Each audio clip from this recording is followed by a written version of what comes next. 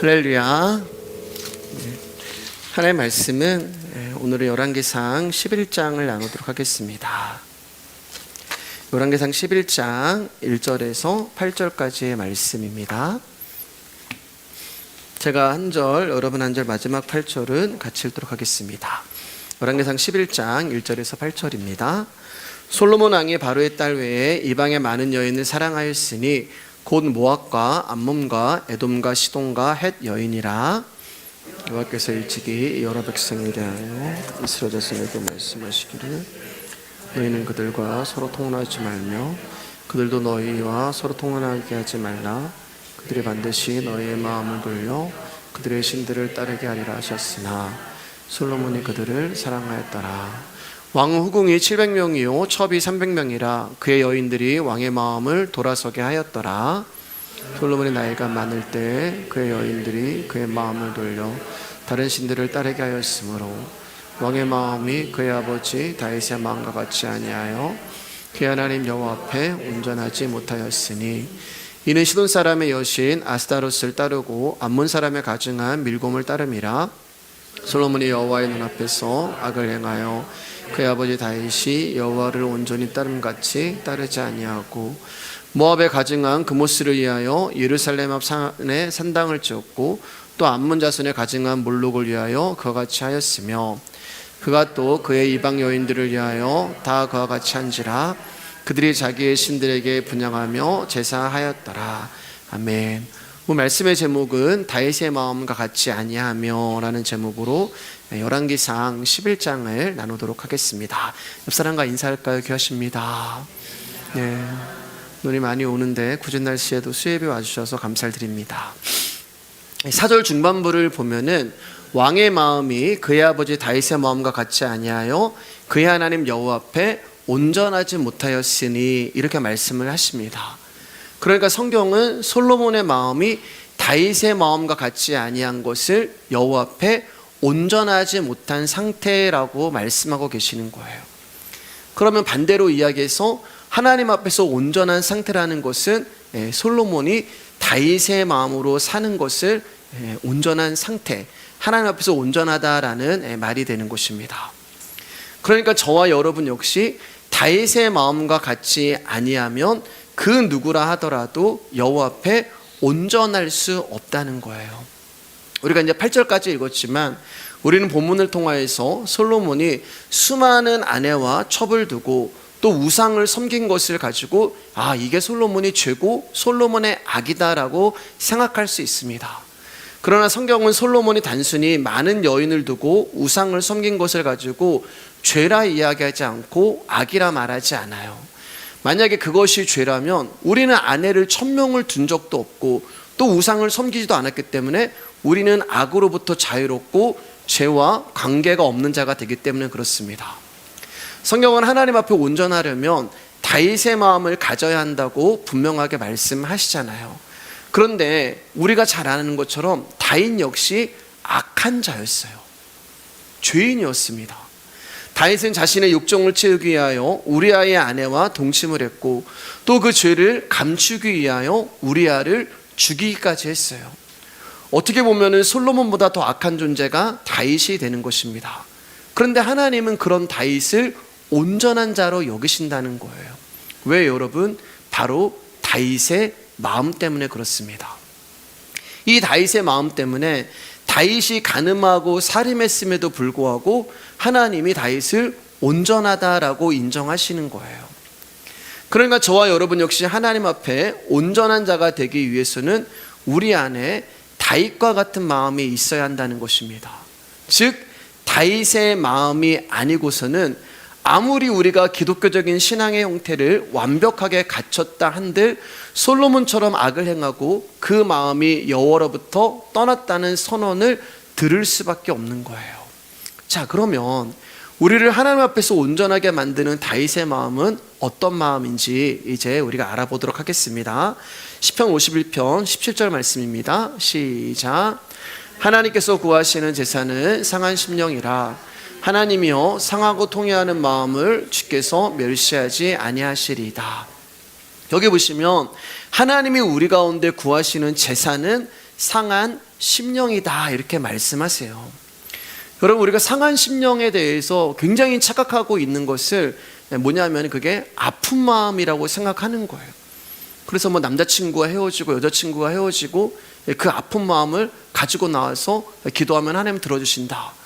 아니면 우리가 살아가면서 만났던 어떤 상처와 아픔과 문제들로 인하여서 내 마음의 힘든 부분을 우리는 상한 마음이라고 생각하고 상한 심령이라고 생각하는데 전혀 상관이 없는 것입니다. 왜냐하면 여기 분명히 말씀하시기를 하나님께서 구하시는 제사는 이렇게 말씀하시잖아요. 하나님께서 만약에 그 우리의 아픈 마음을 원하시면 하나님께서 원하시는 마음은 이렇게 말씀하셨어야 돼요. 근데 하나님은 뭐라고 말씀하시냐면은 제사는 상한 심령이라고 이야기합니다. 그럼 여러분, 제사는 뭐와 관련이 되어 있어요? 제사는 바로 우리의 죄와 관련이 되어 있는 거예요. 그러니까 하나님께서 우리 가운데 원하시는 마음은 우리의 죄와 관련된 어떤 마음을 말씀하시는 것이지, 우리가 인생을 살아가면서 환경과 사람으로부터 받게 되는 상처의 그 마음을 말씀하는 것이 아니란 말입니다. 시편 51편 5절 중에 제가 읽어드릴게요. 내가 죄악 중에서 출생하였음이며 어머니가 죄 중에서 나를 잉태하였나이다. 이제 나단으로부터 자신의 죄를 지적받은 다윗이 하나님 앞에 나와서 회개를 합니다. 무엇을 회개했을까요? 밧세바의 간음을 회개하죠. 하나님, 제가 밧세바와 간음한 것을 용서하여 주십시오. 하나님, 제가 우리아를 살인한 것을 용서하여 주십시오. 그렇게 자기가 지은 죄에 대해서 회개하고 해결하면 될 줄 알았어요. 그런데 하나님께서 자신의 죄를 고백하며 회개하는 다윗 가운데 한 가지 사실을 깨닫게 해주시고 보여주시고 알려주시는데, 그게 뭐냐면은 자기가 죄악 중에서 출생하였고 우리 어머니 역시 나를 죄악 중에서 잉태했다는 거예요. 그래, 이 말은 뭐냐면은 다윗은 태어날 때부터 죄덩어리라는 거예요. 이 세상에 응애하고 나오는 그 순간부터 죄덩어리고, 아니 그 전에 이미 다윗을 잉태했던 어머니 역시 죄덩어리란 말입니다. 하나님이 이것을 다윗 가운데 알려주시는 거예요. 밧세바의 죄만 해결하면 다 될 줄 알았습니다. 밧세바의 간음만 회개하고 우리아의 살인만 회개하면 다 될 줄 알았는데, 태어날 때부터 기억도 안 나는 수많은 죄를 어떻게 다윗이 해결할 수가 있어요? 나는 죄악 중에 출생하였으며 얼마나 많은 그럼 죄를 졌을 거예요. 여러분, 우리가 태어날 때부터 지금까지 지은 죄를 하나님 앞에 나열하면 기억도 안 나잖아요. 그 죄를 어떻게 해결하냐는 거예요. 기억도 안 나는 죄를 어떻게 회개할 수가 있겠습니까? 근데 설상가상 그것뿐만 아니라 우리 어머니 역시 죄악 가운데 자기를 출생했다면 이것은 다윗이 회개한다고 해결할 수 있는 영역이 아니라는 거예요. 아, 나는 태어날 때부터 죄덩어리였구나. 나뿐만이 아니라 우리 어머니도 죄인이고 이것은 도저히 내가 어떻게 해결할 수 있는 문제가 아니구나. 내가 아무리 많은 제사를 드리고 율법의 행위를 해도 이 수많은 죄를 해결할 수 없구나. 그러면 나는 이제 어떻게 해야 하지? 나에게는 방법이 없구나. 이것을 다윗이 깨닫게 되자 다윗의 마음이 애통함으로 변하는 거예요. 애통한 자는 복이 있나니. 자신의 죄를 해결할 수 없는 안타까움, 이 죄로 인하여서 받는 고통, 어떻게 자기에게 방법이 없는 속상함, 해답 없음, 답답함이 다윗의 심령을, 마음을 아프게 하는 거예요. 그게 상한 심령이 되는 것입니다. 사람이 아무리 선한 일을 많이 하고 도덕적으로 깨끗하다 해도, 아무리 높은 지위에 있고 돈이 많고 명예가 있다 하더라도, 아무리 결심을 하고 또 결단을 해도 사람은 죄인이고 태어날 때부터 죄덩어리고 머리부터 발끝까지 죄덩어리라는 것을 다윗이 알게 되는 거예요. 그래서 사람은 노력해도 무슨 짓을 해도 깨끗해질 수 없는 존재구나라는 것을 다윗이 깨닫게 되는 것입니다. 그 깨닫는 마음이 상한 심령이 되는 거예요. 그래서 하나님께서 구하시는 제사는 이렇게 말씀하는 거예요. 왜냐하면 죄에 대해서 내가 할 수 없는 마음이잖아요. 그런데 하나님이 그 마음을 원하신다는 거예요. 우리가 자신의 악을 깨닫고 상한 심령으로 나오는 것을 하나님이 멸시치 아니하시고 심지어 기뻐하신다고 말씀하십니다. 왜 그럴까요, 여러분? 왜 하나님은 우리의 죄에 대해서 할 수 없고 답답하고 속상하고 하나님 나에게는 방법이 없습니다라고 하는 이 상한 심령을 하나님이 원하시고 기뻐하시는 이유가 무엇일까? 그래야만 우리가 예수님을 부르기 때문에 그래요. 왜냐하면 하나님은 우리 가운데 이 죄를 해결할 수 있는 방법을 딱 하나만 주셨단 말입니다. 그게 당신의 아들 예수 그리스도의 십자가란 말이에요. 근데 이 죄에 대해서 내가 무언가를 할 수 있어, 이런 사람은 십자가가 필요 없죠. 나는 죄인이 아니야, 십자가가 필요 없죠. 근데 이 죄에 대해서 내가 할 수 있는 것이 아무것도 없구나. 나는 태어날 때부터 쇳덩어리고 우리 어머니 쇳덩어리고 그 위에도 쇳덩어리고 그 위에도 쇳덩어리고, 근데 이거를 해결할 수 있는 방법을 하나님 딱 주신 것이 예수 그리스도란 말입니다. 그래서 하나님이 기뻐하시고 원하시는 거예요. 왜냐하면 그래야만 저와 여러분들이 예수님의 이름을 간절히 부르고, 저와 여러분들이 예수님의 이름을 간절히 찾고 예수님을 간절히 구하기 때문에 그렇습니다. 상한 심령은 이처럼 자기 자신에게 철저히 절망하는 마음입니다. 나에게서 나올 수 있는 것은 죄밖에 없음을 아는 마음이에요. 이런 마음일 때 자기 백성을 죄에서 건지시기 위해 오신 예수님을 바라보게 되는 것입니다. 그리고 그 모습이, 그 마음이 바로 하나님 앞에 온전케 되는 모습이에요. 그게 다윗의 마음이에요. 그래서 다윗이 간음하고 살인했음에도 불구하고 이 마음을 가지고 하나님 앞에 나왔을 때 하나님이 너는 죄 없다, 너는 내 안에서 온전하다. 온전하단 말이 뭐예요, 여러분? 완벽하다, 너는 흠이 없다, 이 말이잖아요. 그 마음을 가지고 나온 자를 하나님이 온전하다고 말씀하시는 거예요. 다시 한번 열왕기상 11장 4절 보면은 왕의 마음이 그의 아버지 다윗의 마음과 같지 아니하며, 그런데 솔로몬은 다윗의 마음과 같지 아니한 상태란 말입니다. 그 말은 다윗의 마음과 같지 않기 때문에 자신의 죄와 악을 깨닫지 못하는 거예요. 내가 지금 뭐 때문에 하나님으로부터 멀어지고 내가 무엇 때문에 하나님과의 관계가 끊어지는 것을 알지 못하는 거예요. 나의 죄와 악을 깨닫지 못하니까 자신에 대하여 절망하지도 않습니다. 그래서 솔로몬은 하나님 앞에서 온전한 자가 되지 못하는 거예요. 다시 말해서 하나님과의 관계가 끊어진 상태가 되는 것입니다. 여러분, 하나님과의 관계가 끊어지면 어떤 일이 일어나냐면은 나를 위해서 살아가요. 하나님과의 관계가 있는 사람은 하나님 앞에 나올 때마다 내가 아무것도 아닌 존재고, 내가 부인되어지고 부정되어지고, 나는 하나님 앞에서 죄인이라는 것이 고백되어지는 자인데, 하나님과의 관계가 끊어지게 되면은 나를 위해서 살아가는 거예요. 나의 성공, 나의 야망, 나의 기쁨, 나의 쾌락, 나의 만족만을 위해서 살아가는 것입니다. 그래서 솔로몬이 1000명이나 되는 여인을 옆에 두었던 거예요. 나의 만족과 나의 쾌락과 나의 사랑과 나의 야망을 위해서. 그리고 그 여인들을 가지고 온 우상도 거절하지 않은 것입니다. 하나님 관계가 끊어졌기 때문에 그래요. 자, 5절에서 7절 한번 읽을까요? 시작. 이는 시돈 사람의 여신 아스드롯을 따르고 암몬 사람의 가증한 밀검을 따름이라. 솔로몬이 여호와의 눈앞에서 악을 행하여 그의 아버지 다윗이 여호와를 온전히 따름같이 따르지 아니하고 모압의 가증한 그모스를 위하여 예루살렘 앞 산에 산당을 지었고 또 암몬 자손의 가증한 몰록을 위하여 그와 같이 하였으며.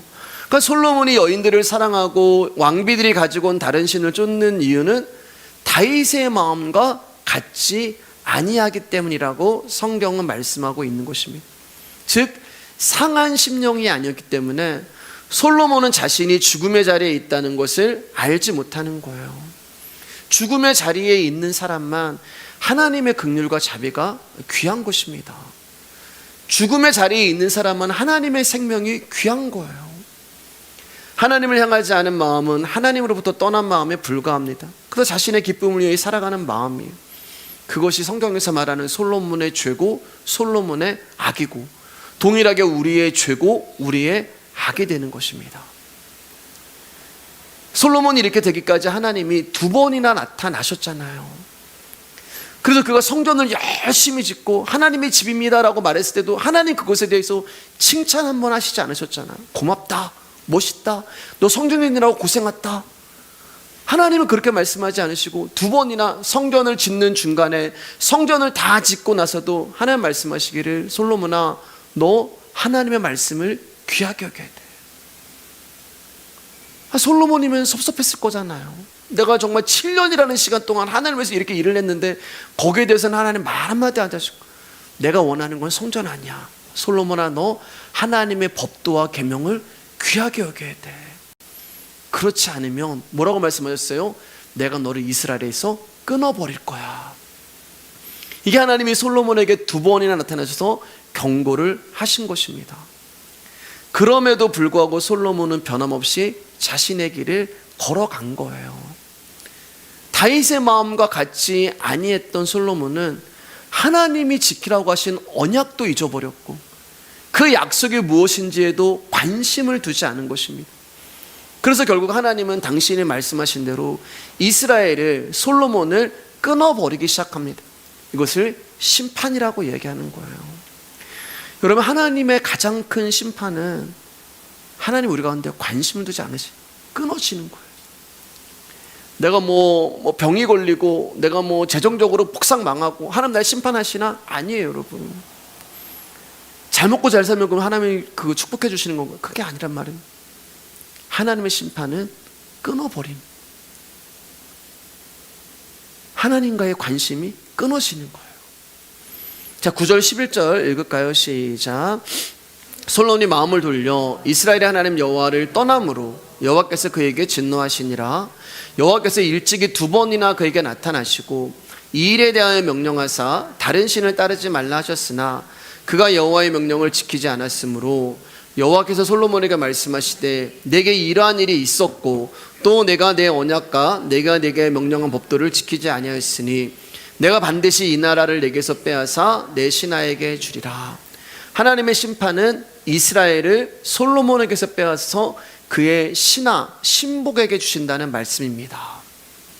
하나님이 일찍이 다윗에게도 나타나셔서 너의 후손이 하나님의 말씀을 지키지 않으면 사람 막대기로 심판하시겠다고 경고를 하셨는데 이제 그 일이 일어나고 있는 거예요.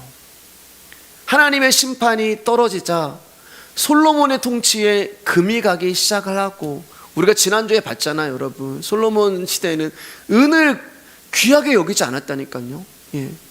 어마어마하게 부유하고 부자였던 솔로몬의 태평성대가 이제 하나님의 언약이 떠나가니까 금이 가기 시작하고 흔들리기 시작합니다. 우리 14절 말씀 읽을까요? 시작. 여호와께서 에돔 사람 하닷을 일으켜 솔로몬의 대적이 되게 하시니 그는 왕의 자손으로서 에돔에 거하였더라. 에돔 사람 하닷이 솔로몬을 대적하기 위하여 일어섭니다. 그 전에는 그 누구도 솔로몬에게 대적할 수 있는 사람이 없었어요. 어떤 나라도 어떤 사람도 감히 솔로몬에게 반란을 일으킬 수 없었습니다. 근데 하나님이 이 일을 하시는 거예요. 하닷의 배후에는 하나님이 계시는 것입니다.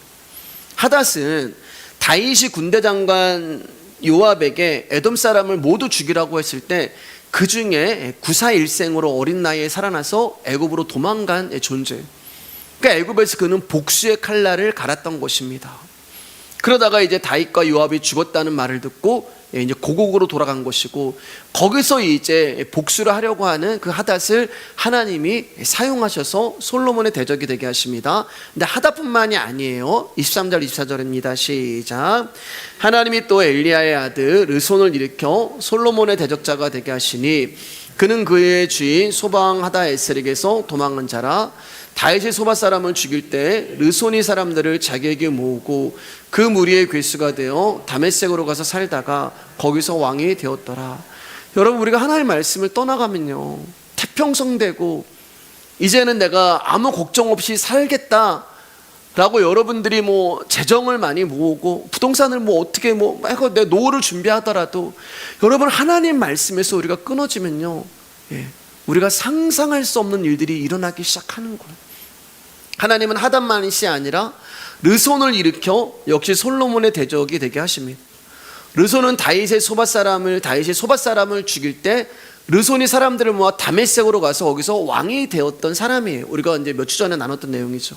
자, 25절 말씀 또 있어요. 자, 25절입니다. 시작. 솔로몬이 일평생에 하닷이 끼친 환란에 르손이 수리아 왕이 되어 이스라엘을 대적하고 묘하였더라. 여기 보시면 하닷과 르손으로 인하여 솔로몬이 일평생 이렇게 얘기하잖아요. 일평생 고통을 받은 거예요. 일평생 고난을 받은 거예요. 근데 누가 지금 이 일을 하고 있는 거예요? 누가 하닷과 르손을 사용하셔서 하나님의 대적으로 만드신 거예요? 하나님이요. 솔로몬의 대적으로 만드신 거예요. 하나님이요. 즉 이들은 솔로몬을 향하여 하나님이 사용하시는 인생 책찍과 사람 막대기가 되는 것입니다. 사랑하는 여러분, 지금 하나님이 솔로몬을 미워하셔서 이런 고통과 고난을 주시는 것이 아니라는 거예요. 저와 여러분들은 흙으로 지어진 자들이에요. 흙으로 지어진 자들은 어떤 특징이냐면은 땅의 것을 좋아해요. 이게 우리의 본성입니다. 땅의 것을 좋아해요. 그래서 가인이 하나님 앞에 제사 드릴 때 이 땅의 것으로 제사를 드린 거예요. 우리는 가인이에요. 가인으로 출발을 해서 아벨이 되는 게 우리의 인생이 된다고 말씀을 드렸잖아요. 우리는 땅의 것을 좋아하는 가인으로 출발합니다. 그리고 하나님은 우리의 인생 내내 계속 일을 하는 거예요. 하닷을 보내시고 르손을 보내시고, 그러므로 말미암아 그 고난과 인생 책찍과 사람 막대기를 통하여서 우리가 점점 이 땅의 것이 아니라 하늘의 것을 바라는 아벨이 되어가는 게 우리의 인생이 되는 것입니다. 근데 우리는 이 땅의 사람이기 때문에 이 땅의 것을 찾게 되고, 이 땅의 것으로 만족하고, 이 땅의 것으로 행복하려고 하고, 이 땅의 것으로 재미와 즐거움을 누리며 살아가려고 합니다. 근데 하나님의 관심은 당신이 택한 백성에게 있죠. 택하지 않은 백성은 어떻게 되든 어떻게 살든 관심이 없어요. 하나님이 세상을 이처럼 사랑하사 그 세상은 이 지구를 말하는 게 아니라고 말씀드렸잖아요. 하나님이 창세전에 선택하신 당신의 백성들. 근데 하나님이 선택한 당신의 백성들이 이 땅의 것으로 만족하려고 하고, 이 땅의 것으로 내가 행복하려고 하니까 하나님이 매를 드시는 거예요. 정신 차리라고 혼도 내시고 때로는 매도 드시는 것입니다. 야, 너 그거 하면 안 된다. 너 그리로 가면 안 된다. 너 그거 만지면 안 된다. 창세기를 보면 이제 하나님과 동행한 에녹이 나오잖아요. 에녹이. 여러분, 에녹이 행복했을까요? 여러분, 에녹이 정말 하나님과 동행하면서 행복했을까요? 우리가 기도할 때 하나님 정말 에녹처럼 하나님과 동행하게 해주세요. 행복했겠냐고요. 하나님의 에녹이 이 땅에 거 조금만 먹으려고 할 때마다 때리시는데, 하나님과 동행하니까 뭐가 행복해요, 여러분? 내가 이 땅에서 내 마음대로 사는 게 행복하지. 근데 하나님은 그럴 때마다 에녹인 우리를 그거 하면 안 된다, 그리로 가면 안 된다, 그거 만지면 안 된다, 계속 우리 가운데 끊임없이 간섭하시는 거예요. 그게 우리 인생 가운데 고난으로 찾아오고 실패로 다가오고, 아니 저 사람은 예수 안 믿는데 저렇게 잘 사, 나는 예수 믿는데 왜 이래? 질병으로 찾아오기도 하고 관계가 끊어지기도 하고. 그렇게 하나님은 우리 인생 막대기에 사람 채찍으로 우리를 다루어 가시는 것입니다. 근데 그게 종말이고 그게 마지막이고 심판의 자리가 되는 거예요. 우리가 얼마나 지독하게도 하나님 말씀 듣기를 싫어하고 하나님께 반항을 하면은 하나님이 우리를 찾아오셔서 우리의 환도뼈를 부러뜨리셨겠냐고요. 참다가 하나님이 우리 환도뼈를 부러뜨리신 거예요. 야곱이 인생 내내 그를 쫓아가십니다. 인생 내내 그를 따라다니시는데, 야곱 이야기하는 게 아닌데, 야곱이 말할 때마다 거짓말하고 사기치고 하나님 이용하고. 조금만 더 이제 말씀드리면, 야곱이 하나님 앞에 하나님 나를 이 형의 손에서 벗어나서 나를 살려주시면 내가 하나님을 위해서 세 가지를 하겠습니다. 그렇게 얘기를 한단 말이에요. 그리고 하나님 나의 하나님이다. 그리고 내가 평생 11조를 하겠습니다. 내가 하나님의 집을 지어주겠습니다. 그리고 하나님은 이 야곱의 약속과 상관없이 당신의 언약대로 야곱을 보호하셨단 말이에요. 살려주셨어요. 하나도 안 지켜요. 순간순간 하나님을 이용하는 자가 야곱이죠. 그거 하나님이 참다가 이제는 자기 자식과 자기 부인까지 자기 살려고 팔아먹어버리는, 넘겨버리는 그 야복강에서 혼자 여차하면 튀어야지라는 그 야곱을 하나님이 참다가 오셔서 그의 환도뼈를 부러뜨리시는 거예요. 그 설교는 뭐냐? 우리가 이 예배 때 듣는 목사를 세워서 하나님 말씀하신 설교는 뭐냐? 거기까지 가지 말라고, 환도뼈 부러지는 야복강까지 가지 말라고, 하나님이 말씀을 통하여서, 설교를 통하여서 우리 가운데 경고를 하시는 거란 말입니다. 근데 땅의 본성으로 충만한 우리는 깨닫지 못합니다. 원치 않았던 고난과 고통이 자신을 찾아올 때 여러분, 솔로몬은 어떤 생각을 해야 했을까요?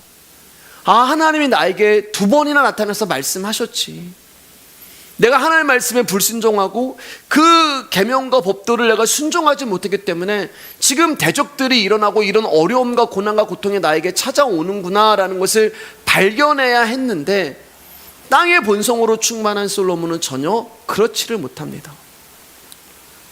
하나님은 하닷과 르손 외에 또 다른 도구를 사용하십니다. 우리 26절 28절입니다. 시작. 솔로몬의 신하 느밧의 아들 여로보암이 또한 손을 들어 왕을 대적하였으니 그는 에브라임 족속인 스레다 사람이요 그의 어머니의 이름은 스루아인이 과부더라.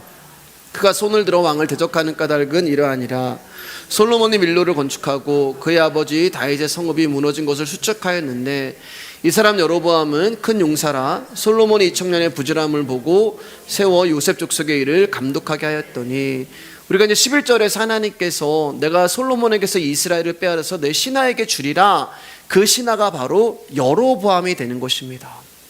하나님은 이제 히닷과 르손과 여로보암을 사용하셔서 솔로몬을 대적하게 하시죠.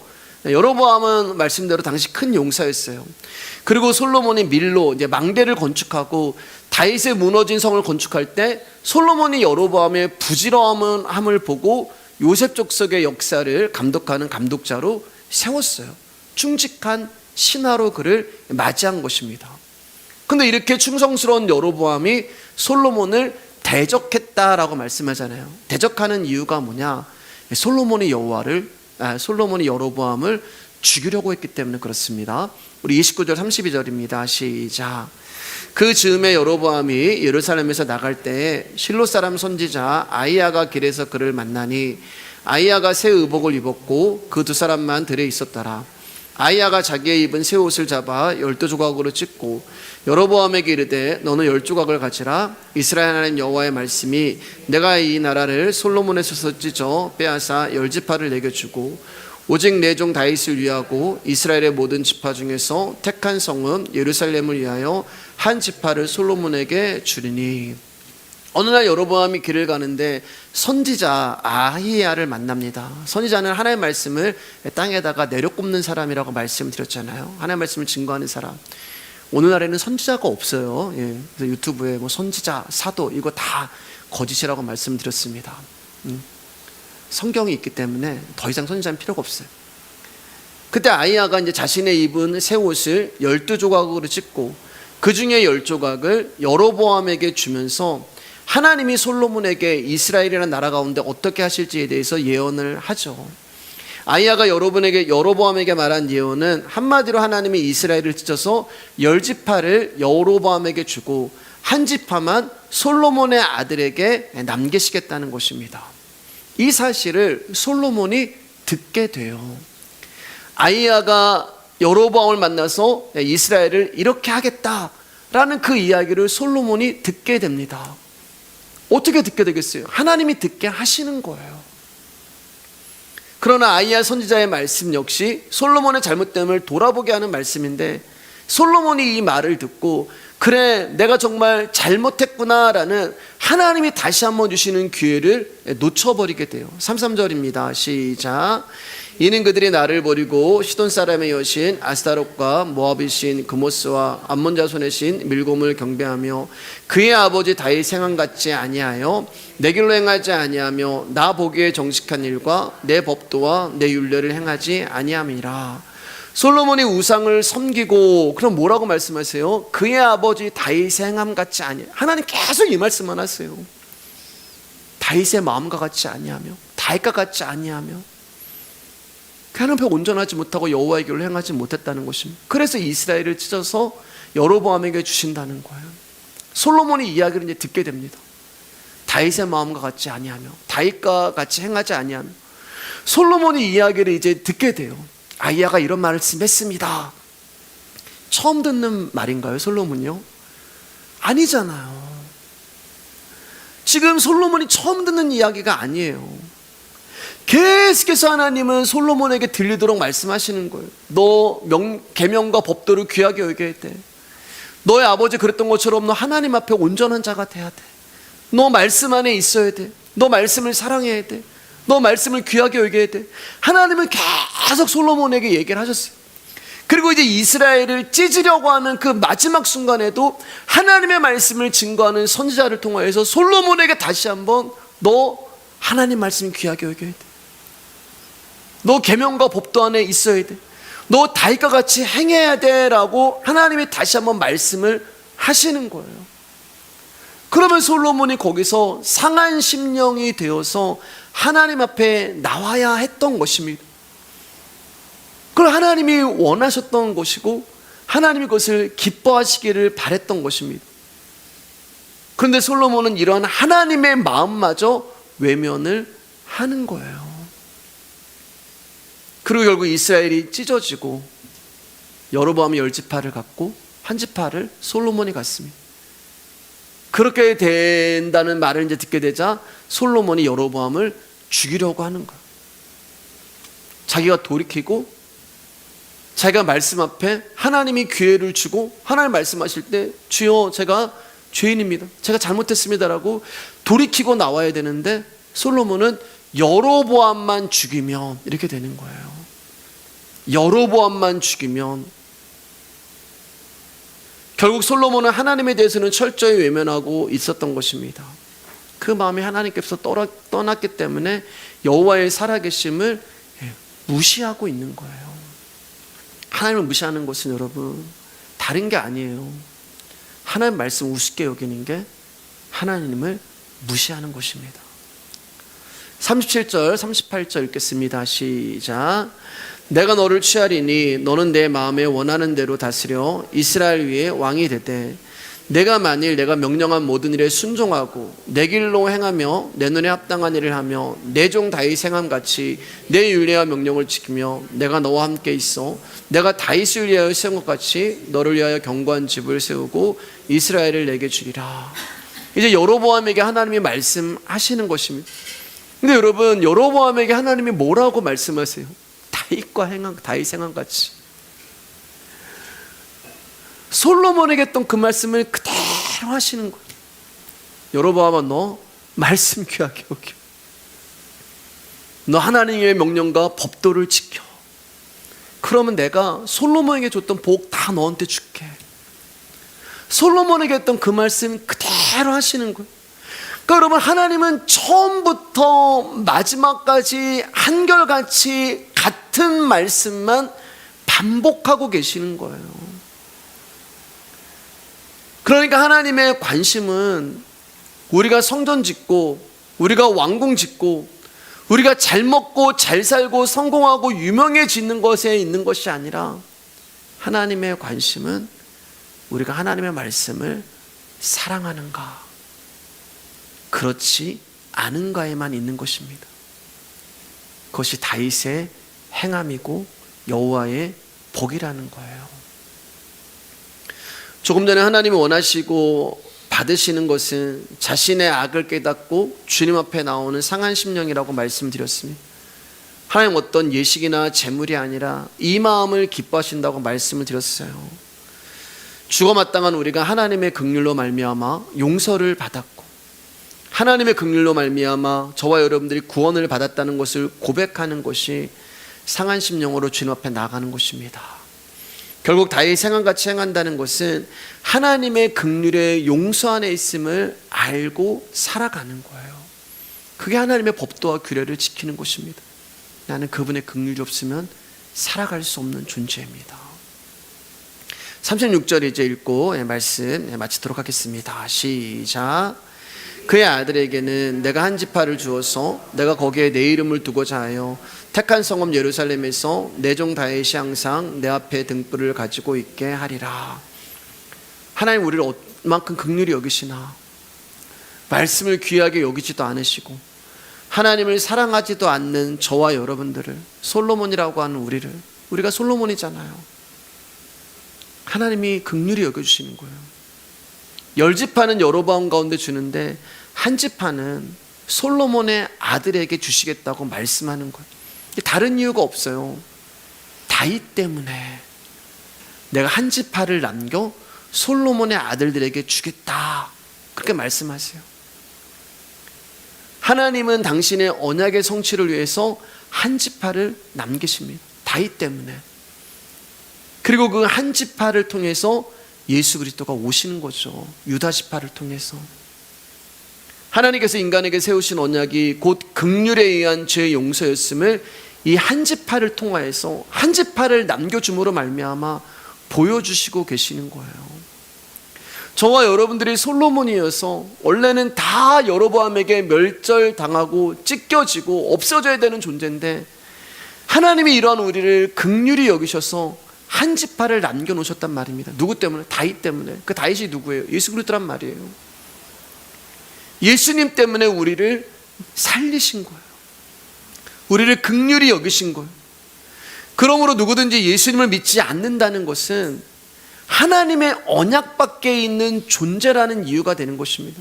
제가 지난 주일날 그 말씀 드렸잖아요. 기독교는 독선적일 수밖에 없습니다. 다른 곳으로는 구원이 없어요.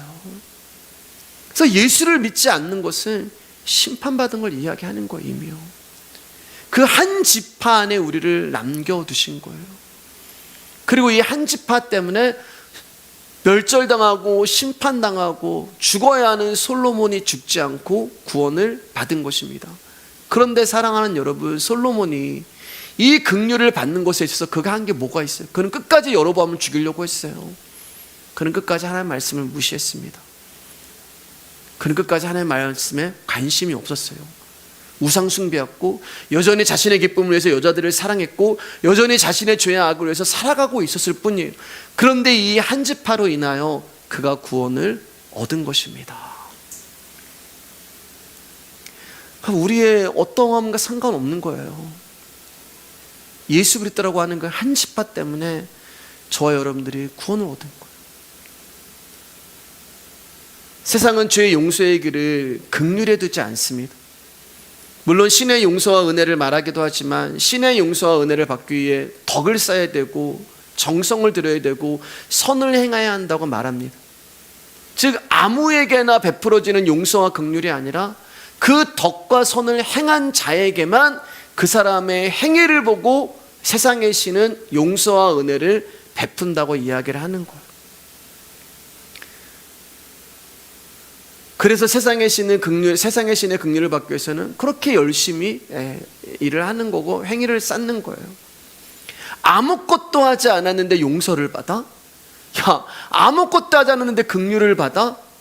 그건 이상의 상식으로 이해할 수가 없는 거예요.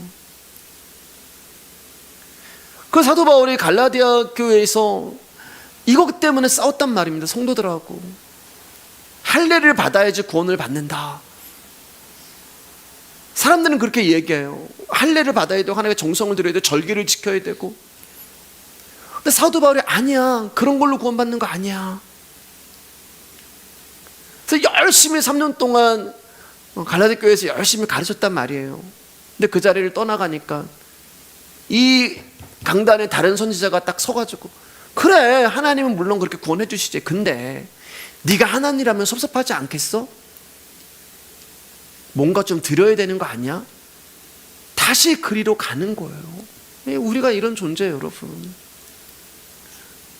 그래서 제가 여기 강단에 좀 다른 사람을 세울 수가 없는 거예요. 다른 복음을 증거하면 어떡해요, 여러분? 아무것도 하지 않았는데 긍휼을 받고 죄의 용서를 받는다는 것은 이 세상의 상식으로 이해가 할 수 없는 것입니다. 그런데 우리 하나님은 우리 가운데 단 한 가지만 요구하시는 거예요.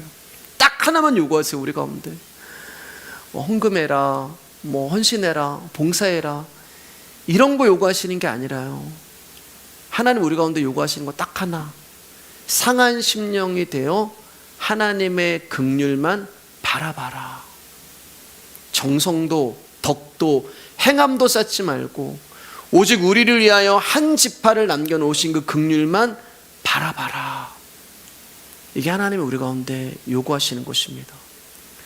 물론 믿는다고 하는 사람들이 다 하나님 긍휼을 바라본다고 말을 할 거예요. 하지만 진심으로 상한 심령으로 하나님의 긍휼을 바라보는 자에게는 부족함이 없는 것입니다. 무슨 말이냐면 말씀대로 산다는 것은 하나님의 불쌍히 여겨주시는 은혜와 긍휼을 마음에 간직하고 살아가는 거예요. 하나님 오늘 나에게 만나 주셨으면 그 만나 안에서 감사함으로 하루하루 살아가는 거예요. 하나님 내일도 나에게 만나 주시면 그거 먹으면서 하나님 오늘도 나에게 일용할 양식 주셔서 감사합니다. 하나님 나에게 주시는 양식, 하나님 나에게 주시는 의복, 하나님 나에게 주시는 어떤 재정, 그냥 그 안에서 족한 줄 알고 감사하며 살아가는 것이 말씀대로 살아가는 거예요.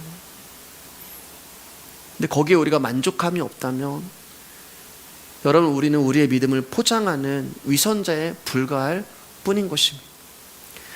우리를 향한 하나님의 뜻은 상한 심령으로 나오라는 것입니다.